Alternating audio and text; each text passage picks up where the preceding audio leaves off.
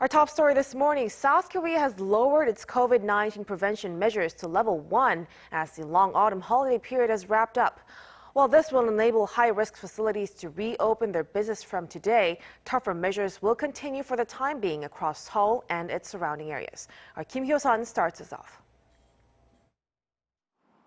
The South Korean government has lowered its social distancing policy to level 1, the lowest on the country's three-tier social distancing scheme.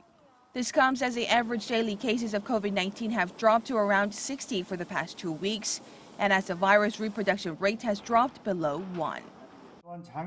The government has taken into account the level of fatigue experienced by the public due to prolonged distancing measures and their negative effect on the economy. Beginning Monday, gatherings of more than 50 people indoors and 100 people outdoors will be allowed. But restrictions apply for events with more than 100 people, limiting the capacity to 1 per 4 square meters. 10 high-risk facilities, including singing rooms and large-scale private academies, will be able to resume operations, but with limited number of people.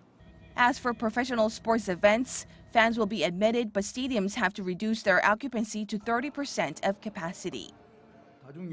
Mask wearing will be mandated for public transportation, rallies and public venues. Starting November 13th, people who fail to wear masks will be subject to a penalty of around $85. However, level 2 distancing measures will be in place partially throughout the greater capital area, in which the majority of the latest cases have been concentrated.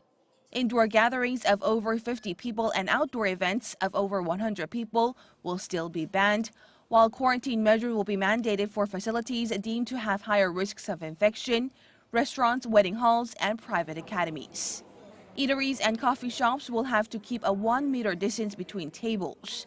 Churches in the metropolitan area can convene in-person services with only 30% of their total capacity. A gathering ban will remain in place for door-to-door sales facilities and the promotional events they host, which have been one of the major sources of the latest outbreak. Hyo-sun, Arirang News.